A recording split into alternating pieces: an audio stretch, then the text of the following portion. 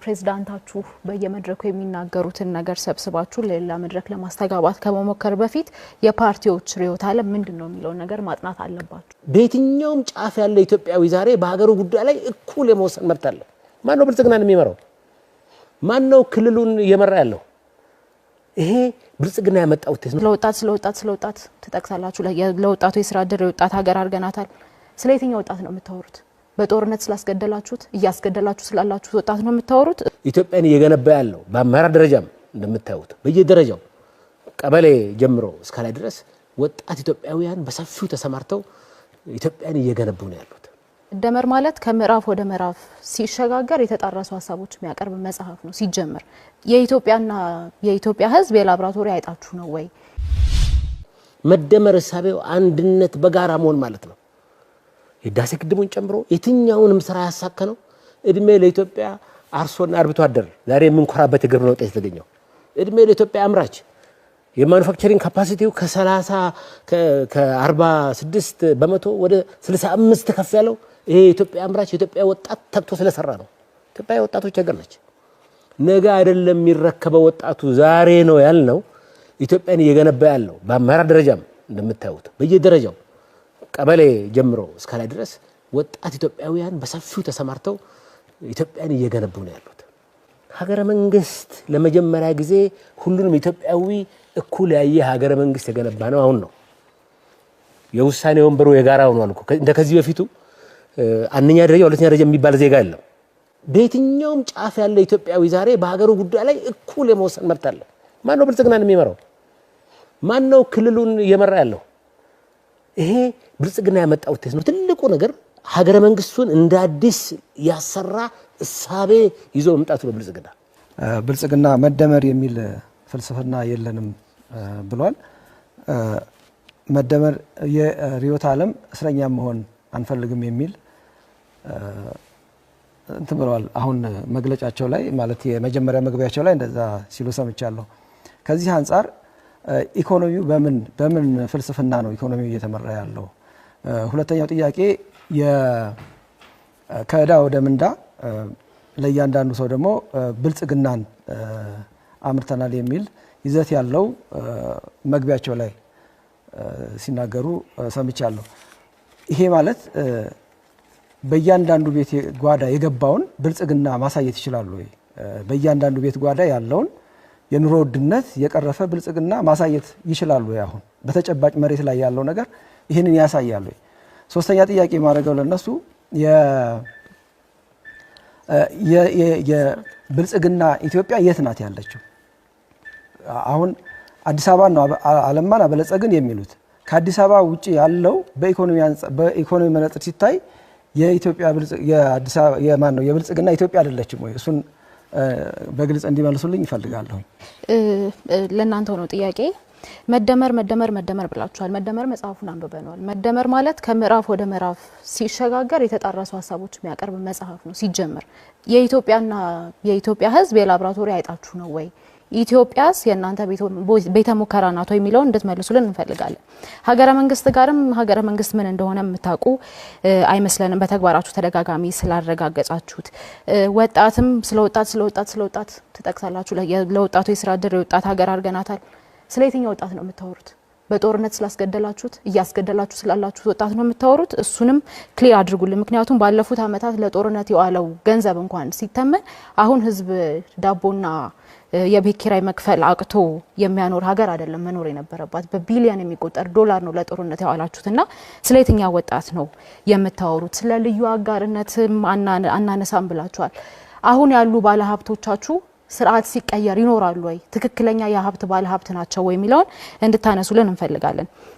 ከውጪ ጥገኝነት የተላቀቀ ኢኮኖሚ የሚለው ኮረም ሳይሞላ በፓርላማ ደረጃ የአይኤምኤፍን ጉዳይ አስወስናችሁ የወርልድ ባንክ ብድር አስወስናችሁ ኮረም ባልሞላበት ሁኔታ በየትኛው መስክ ነው ኢትዮጵያን ከዕዳ ወደ ምንዳ ያሸጋገራችኋት? ምክንያቱም ፎርሹር ብር ዲቫሉዌት ሲደረግ በተደጋጋሚ የመኖሪያ ኮስትና አጠቃላይ ኢንፍሌሽኑ እንደሚጨምር አጣችሁት አይደለም ሙያችሁም ስለሆነና ኢትዮጵያ እናንተ የቤተ ሙከራ አይጥናት ወይ? በመራፍ እንኳን ሲከፋፈል የተጣረሰ ሐሳብ የሚያቀርብ መጽሐፍ የጻፉ ፕሬዝዳንት ይዛችሁ ኢትዮጵያን መርተናታል የምትሉት በምን አይነት መስፈርት ነው የሚለው እንድትመልሱልን እንፈልጋለን።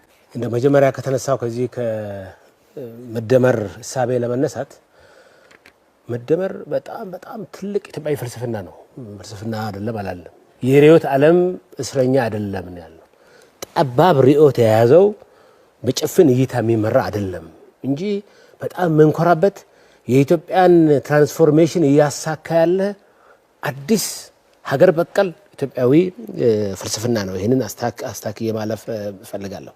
ለማን ጠቀመ የት ቤት ገባ ላላችሁት የኢትዮጵያን 30 ሚሊዮን የሚሆን የቡና ዘርፍ ላይ ሰማራውን ኢትዮጵያዊ ጠይቁ።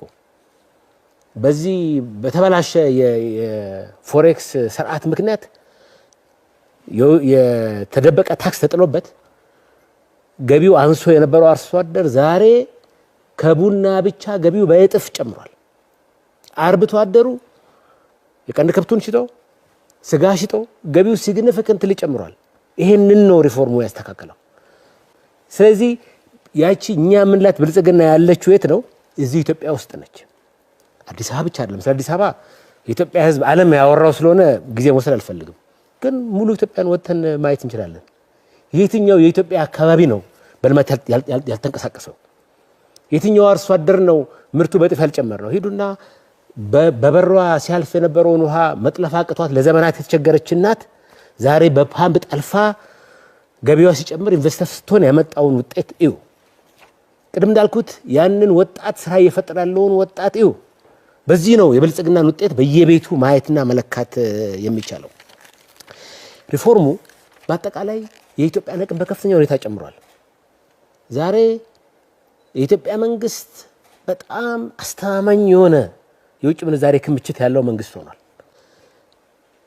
ከ30 ሚሊዮን በላይ ኢትዮጵያዊ በተለያየ እርዳታ የነበረው 27 ሚሊዮን አካባቢ የሚጠጋ ኢትዮጵያዊ ያ ቁጥር ዛሬ ወደ 3 ሚሊዮን ወርዷል። ያንን ኢትዮጵያዊ በየቤቱ ሂዱና ጠይቁ። ምን ይዞልህ መጣ ብልጽግና? ኩራቱ ስንዴ ከሚሰፈርለት ይልቅ ራሱ አምርቶ ያንን እሸት ይዞ ይሄንን የብልጽግና የትብብር መንፈስ የሆነውን የስንዴ ነዶ ይዞ የደስታ ሲቃ የተናነቀውን አርሶ አደር መጠየቅ ነው። ይሄ 50 ዓመት ሙሉ ስለ ጦርነት ተነስቷል። ስለ ሰላም ለበርካታ ዓመታት ፎር ዴኬድስ ከወጣት እስከ ሽማግሌ ስለ ጦርነትና ስለ አይዲዮሎጂ ብቻ ሲወራበት የነበረው ቤተ ሙከራ ያደረጉት ኢትዮጵያውያን የትኛው ፓርቲ ነው የሚለውን የኢትዮጵያ ሕዝብ እንዲመሰክር ፈልጋለሁ። ብልጽግናማ የልማት ስኬት ነው ያደረጋት ኢትዮጵያን ቤተ ሙከራ አድርጎ በጦርነት አባዜ ውስጥ ኢትዮጵያን ሲያሽ የቆየው ማን ነው? ዛሬም የጦርነት ፕሮፓጋንዳ የሚነዛው ማን ነው የሚለው ማየት ነው። እሺ አመሰግናለሁ። አንድ ላይ አድርጌ ለመመለስ ሞክራለሁ። በመጀመሪያ ደረጃ ፕሬዝዳንታችሁ በየመድረኩ የሚናገሩትን ነገር ሰብስባችሁ ለሌላ መድረክ ለማስተጋባት ከመሞከር በፊት የፓርቲዎች ርዕዮተ ዓለም ምንድነው የሚለው ነገር ማጥናት አለባችሁ የሚል ምክር አለ። ምክንያቱም ኢህአፓ ኮሚኒስት አይደለም። ኢህአፓ በ1976 ወደ ሶሻል ዲሞክራት ተቀይሯል። እሱን ብታነቡ ጥሩ ነው። በሁለተኛ ደረጃ ለማንሳት የምፈልገው ነገር አሁን ላይ ቁጭ ብሎ ጦርነቶችን ሲያራግብ የሚውል ስርዓት፣ ጦርነቶችን እዚህ ምዘም የሚጥድ ስርዓት ኢህአፓንም ሆነ መኢአድን በህዝባዊ አይደሉም በማለት በጦርነት ቀስቃሽነት ሊወቅስ አይችልም የሚለው ነገር እንድትረዱ ትፈልጋለሁ። ያነሳችሁ ጥያቄ ወይም ኮሜንት አንዱ እሱ ስለሆነ ማለት ነው።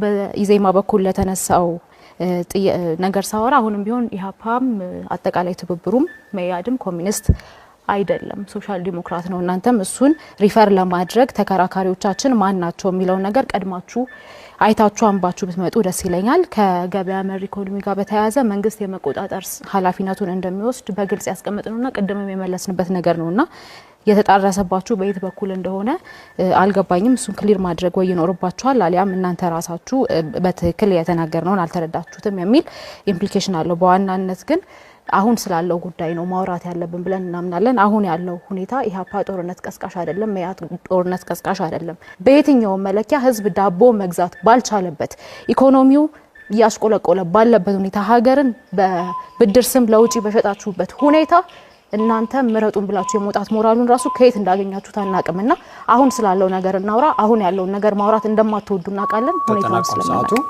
ይገርምሃል ዳዊት፣ የቱ ላይ ነው ያላችሁት? ይገርምሃል ዳዊት፣ ኢአይኤች ከተጠናከረ ወዲህ ነው ኢትዮጵያን ህልሟን የፈታላትን የማዳበሪያ ፋብሪካ ኤአይኤች እኮ መንግስት በሁሉም ዘርፍ በጣም ከፍተኛ እጅና አቅም ኖሮት እንዲገባ ያደረገ ድርጅት ነው። ኤአይኤች የኢትዮጵያን ታክስ 40% ነው የሚከፍለው። 40%ቱ ገቢ ሀገር የምትሰበስበው ከኤአይኤች ነው። በሌላ ነገር ግን የግሉ ዘርፍ ደግሞ ኢኮኖሚ ያደገ ነው ዳዊት። ይሄን የመንግስት የግሉ ዘርፍና የተዋናይን ሚና እኩል ባላንስ የሚያደርግ ይሄ ነው አንዱ የመደመር ሐሳብ። መደመር አንዱ የቀየረው ነገር በኢኮኖሚ ተዋናይ መካከል ያለውን ሚና ባላንስ ማድረግ ነው። የግሉ ዘርፍማ ዛሬ 95% ብድር የሚሄደው ለግሉ ዘርፍ እኮ ነው።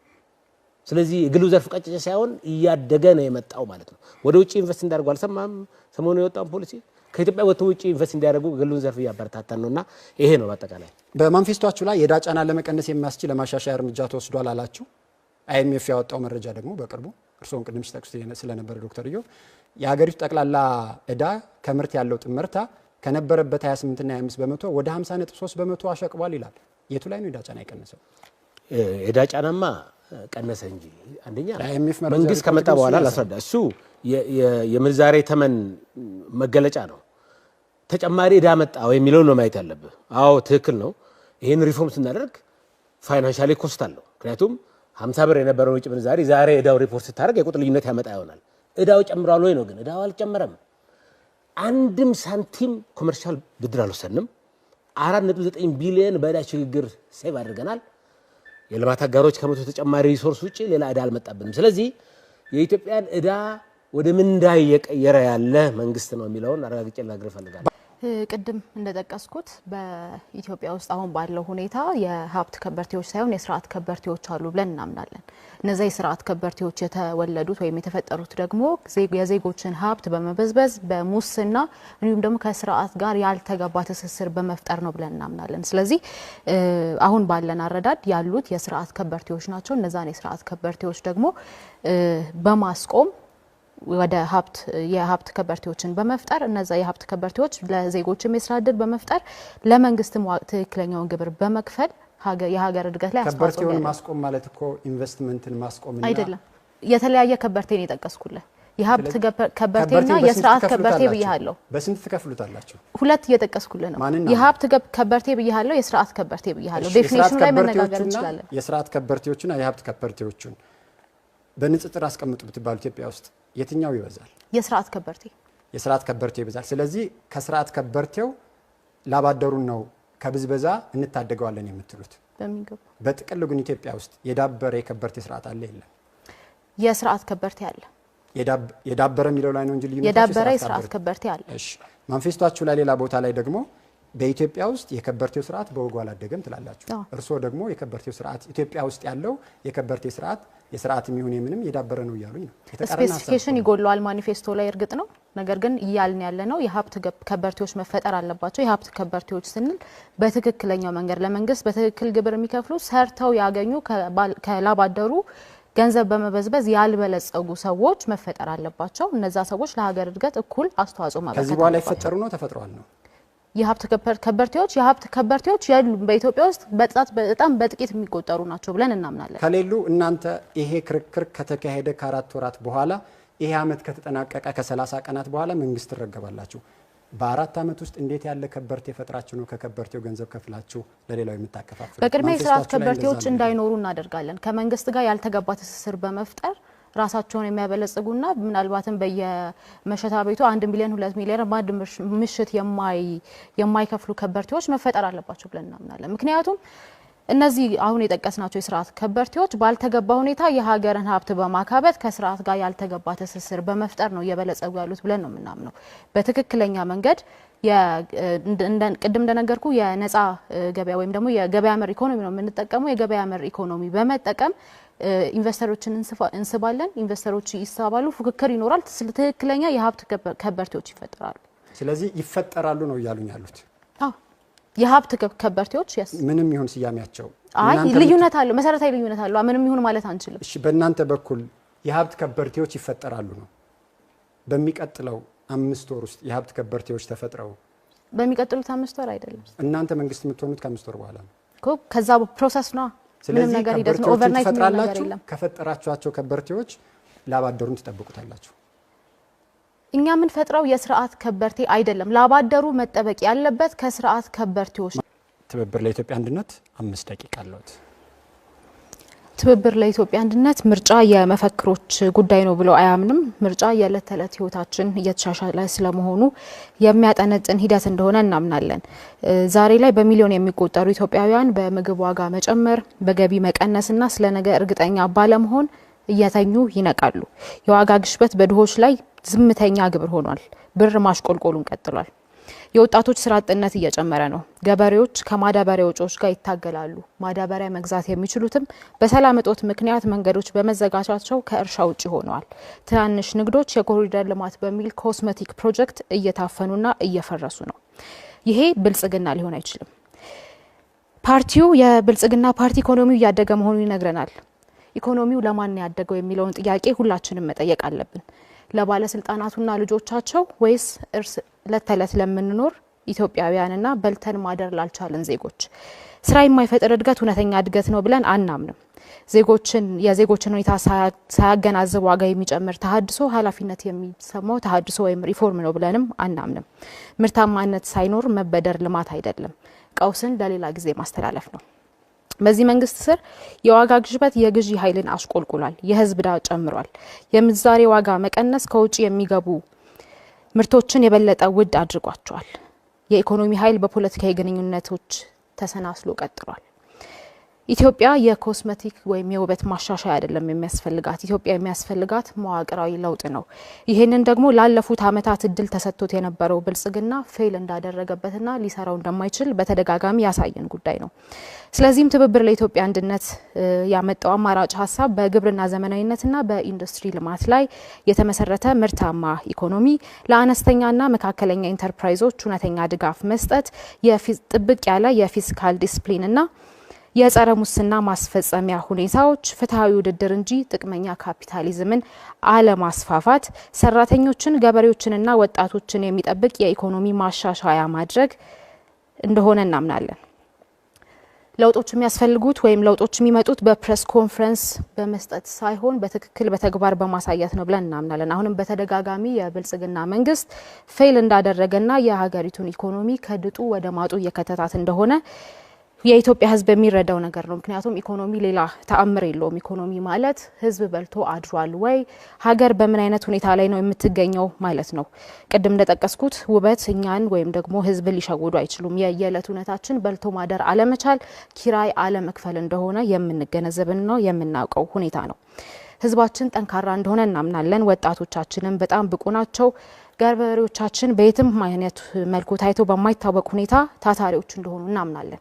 የሚያስፈልገው ምርታማነትን፣ ፍትሃዊነትንና መረጋጋትን ቅድሚያ የሚሰጥ አመራር ነው። ለዚህ ደግሞ ትብብር ለኢትዮጵያ አንድነት በተግባር አይነተኛ አማራጭ መሆኑን አሳይቷል። ምክንያቱም ከዚህ በፊት በተደጋጋሚ ከህዝብ ጎን መቆማችንን የትብብሩ አባል ፓርቲዎች ኢህአፓ፣ መኢአድና ሌሎች ፓርቲዎች በተደጋጋሚ በመግለጫ በተግባርም ስናሳይ የቆየነው ሁኔታ ነው።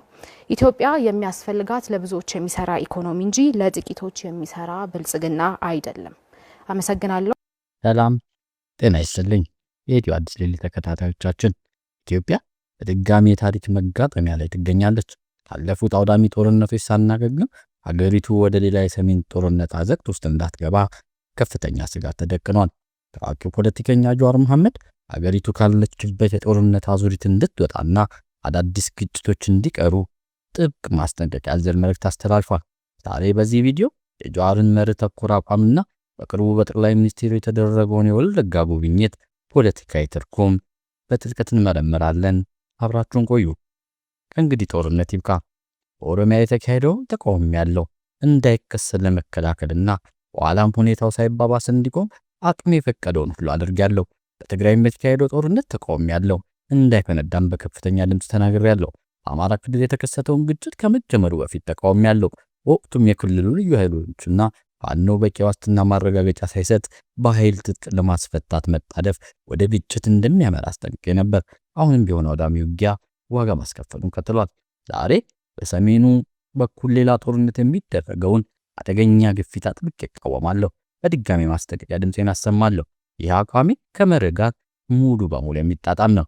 ይኸውም ከፍተኛ ጥፋት ከደረሰ በኋላም ቢሆን ከጦርነት ለመውጣት ብቸኛው አዋጭ መንገድ ፖለቲካዊ ስምምነት የሚል ነው።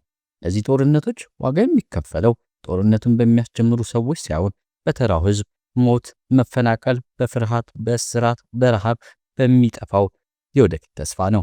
አቋሚ ወጥ የሆነው ሁሉንም ጦርነት ስለመቃወም ሳይሆን ትርጉም የለሽ ጦርነትን ስለመቃወም ነው። ይህ መርህ ዛሬም ለኢትዮጵያ እውነት ነው። ጦርነት የህዝብን ህልውናና ደህንነት ማግለል እንጂ በስልጣን ያሉትን የፖለቲካ ህልውና ማረጋገጫ መሆን የለበትም። አብይ አህመድ ኢትዮጵያን እየጎተተ የሚያስገባቸው ግጭቶች ይህን መስፈርት አያሟሉም። ብሔራዊ ጥቅማችንን አያስከብሩም፣ ደህንነታችንን አያጠናክሩም፣ ኢትዮጵያንም አያገለግሉም። ይልቁንስ ቁስሏን ያጠቁታል። በተቃራኒው እነዚህ ጦርነቶች የውስጥ ክፍፍልን ይበልጥ አባብሰዋል፣ ብሔራዊ አንድነትን አዳክመዋል፣ እንዲሁም የኢትዮጵያን የውጭ ገጽታ አበላሽተዋል።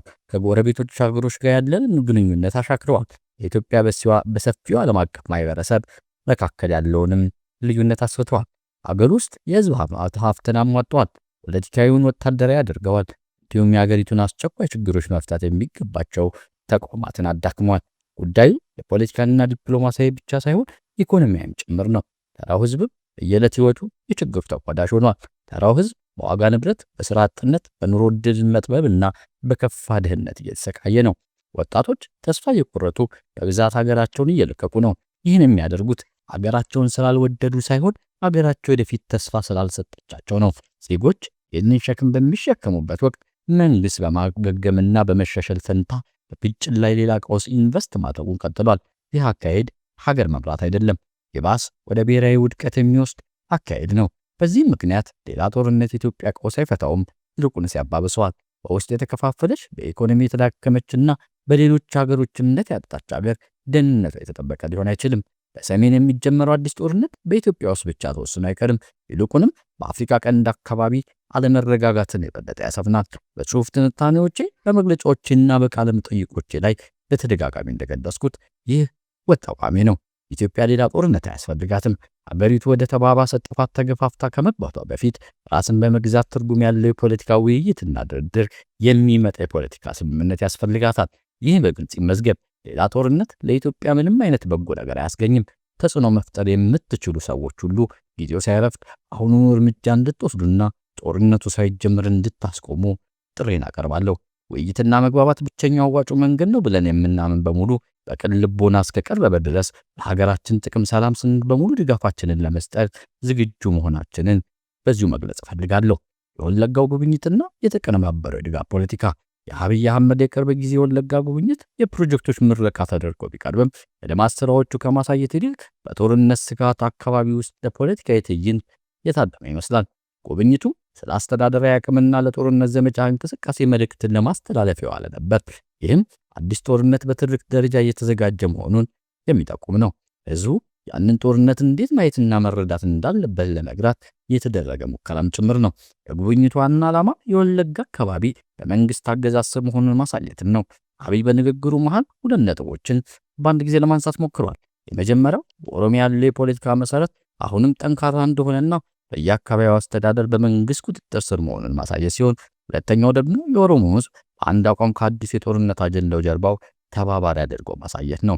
ጠላቶች ኦሮሞ ያገኘውን እድል ለመንጠቅና አንድ ክፍለ ዘመን ወደ ኋላ ለመመለስ እየሞከሩ ነው የሚለው ማስጠንቀቂያ ንግግር በኦሮሞ የፖለቲካ ተዋናዮች መካከል እርቅና አንድነት እንዲኖር ከቀረበው ጥሪ ጋር ተዳምሮ መንታ መልእክት አለው።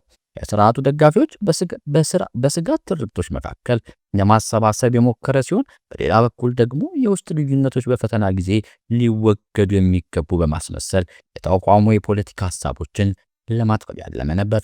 በወለጋው ጉብኝት ዙሪያ የታዩ ያልተለመደ ጥብቅ የደህንነት ጥበቃ ይህን ነጥብ ያጠናክረዋል። ምክንያቱም የተደረገው ዝግጅት በአካባቢው ለመደበቅ የተሞከረው ነገር አጋልጦበታል። ወለጋ ከ7 ዓመታት በላይ ያለመረጋጋት፣ ጦርነት፣ ቀጣይነት ያለው የጸጥታ ችግር ውስጥ የኖረች በመሆኗ መንግስት እንደ ሌሎች ቦታዎች ይህንን መድረክ በቀላሉ ማግኘት እንደማይቻል ያውቃል። ጥብቅና ከፍተኛ ኃይል የተዋቀረ ካራ የደህንነት ጥበቃ ፕሮግራሙ ከተደረገበት ከተማ አንስቶ እስከ ዙሪያው ባሉ ከተሞች ድረስ የነበረው ቁጥጥር በቅርብ ዓመታት ካደረጋቸው ሌሎች ህዝባዊ ጉብኝቶች ይበልጥ ጎልቶ የታየ ነበር። የጸጥታ ዝግጅቶችና እንደ ቦታው እንዳለ የስጋት መጠን ቢለያዩም የልዩነት ግን ፖለቲካዊ ትርጉምም አለው።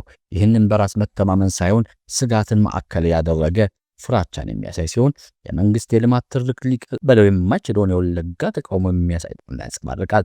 በእርግጥ የሚመልክ ለኦሮሞ ወገኖች ብቻ የተላለፈ አልነበረም። ወደ ውጭ ግልጽ ምልክትም ነበረው። በከፍተኛ ደረጃ በተካሄደው ህዝባዊ ውይይት የኦሮሞ ድጋፍ ለስርዓቱ የተጠናከረ አድርጎ ማቅረብ ትርክቱ ለሌሎች ቡድኖች በተለይ ለአማራ፣ ለትግራይ፣ ለኤርትራውያንና የኦሮሞ ህዝብ እንደ ማህበረሰብ ከአብይ ፖለቲካዊና ወታደራዊ ልሞች ጋር በጋራ የተሰለፈና በዚህም ተባባሪ መሆኑን በተዘዋዋሪ ለማሳየት ይሞክራል። ይህ አደገኛ አካሄድ ነው። ፖለቲካዊ ኃላፊነት ከውሳኔ ሰጪ አካላት በቀጥታ ወደ ህዝብ የሚያወርድ ሲሆን የመንግስት ግጭት ወደ ማህበራዊ ግጭት መቀየር የወደፊት የበቀል ትርክቶች መንገድን ይከፍታል። የሰሜኑ ጦርነት ቅስቀሳ ማክሸፍ የአካሄድ ለምን አደገኛ እንደሆነ መረዳትና አብይ ሰር ያለውን ፖለቲካዊ ደግባ ማክሸፍ ያስፈልጋል። በአብይ መልእክት ውስጥ ዋና ትኩረት የኦሮሞ ህዝብ አቋም ለሚያደርገው ጦርነት እንደተባበረ አድርጎ ማቅረብና ያንን ግጭት በግልጽ ያልተጠቀሱ ጠላቶች የኦሮሞ ድልን ሊነጥቁ ከሚፈልጉ ኃይሎች የመከላከል እርምጃ አድርጎ መግለጽ ነው። ጠላቶች የኦሮሞን እድሎች ለመንጠቅና አንድ ክፍለ ዘመን ለኋላ ለመመለስ እየሞከሩ ነው የሚለው አባባል ፖለቲካዊ አጀንዳዎችን ወደ ጋራ የብሔራዊ ግዴታ ለመቀየር የታለመ ነው። የመንግስት ውሳኔዎች ወደ ኦሮሞ ጠፈንታ ልውጥ ይተረጎማል። በተጨማሪም የውስጥ ልዩነትን እንደ ክህደት ይፈርጃል። ምክንያቱም ለጦርነቱ አመክንዮ የሚጠይቀው ማንኛውም ሰው የታሰበው የጥላት ፕሮጀክት መንገድ እንዲከፍት ተደርጎ ሊሳል ይችላል። ይህ አደገኛ የአብይ ትርክት መክሸፍ አለበት። ምክንያቱም የኦሮሞ ህዝብ በዚህ አገዛዝ በቀየው በከፍተኛ በደሎችን አስተናግዷል።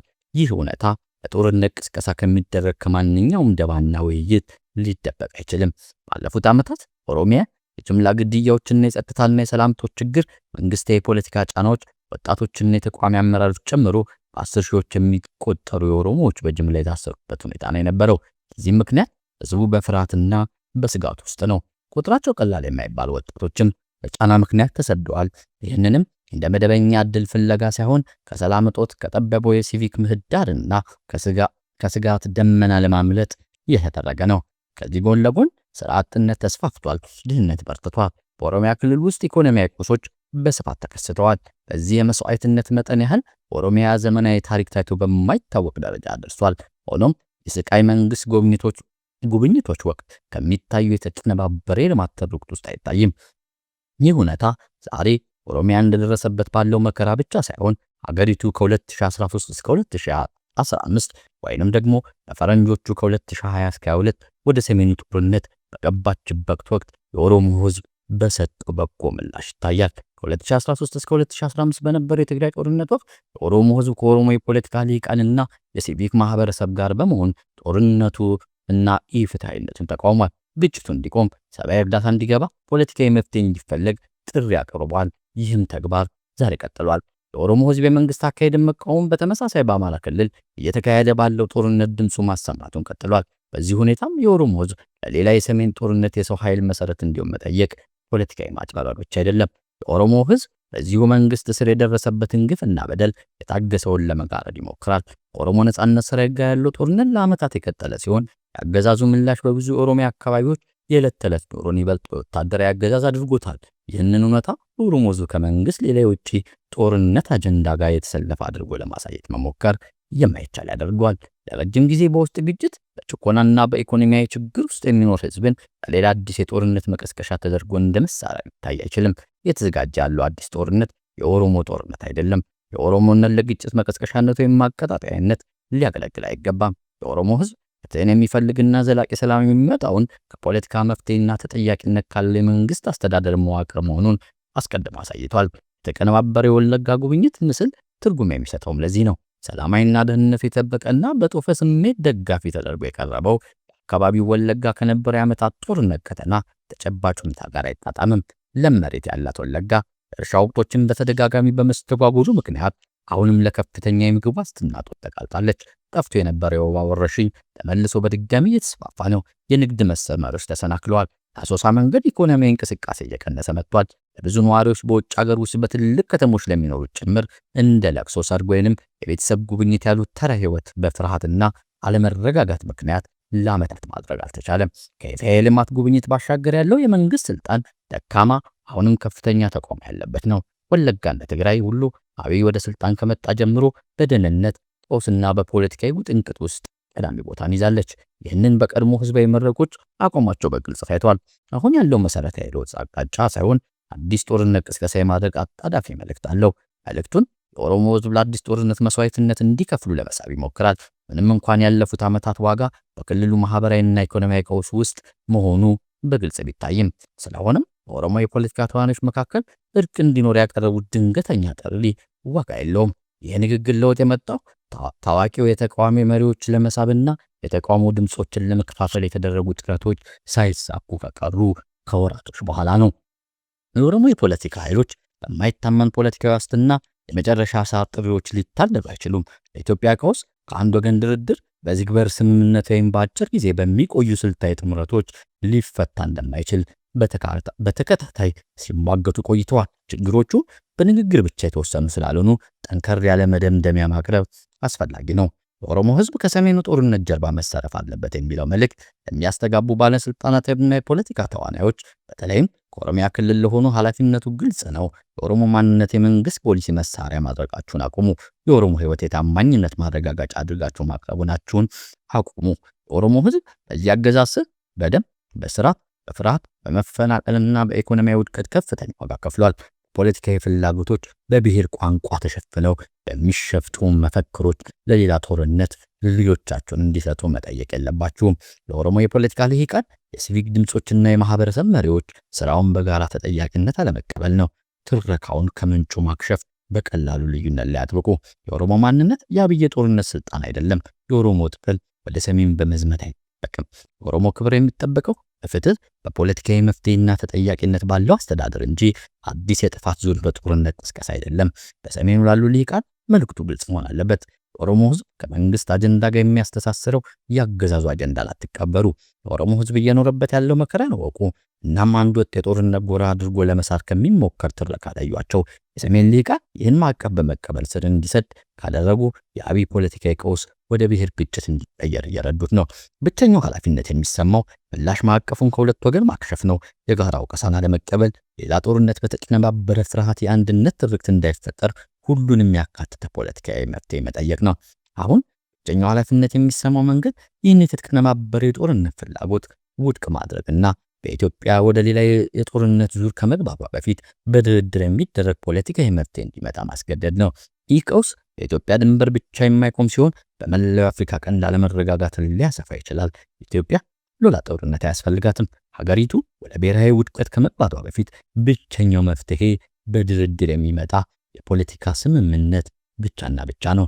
ጽኖ መፍጠር የምትችሉ ወገኖች ሁሉ ጊዜው ሳይረፍድ ጦርነቱን ለማስቆም ድምጻችሁን አሰሙ።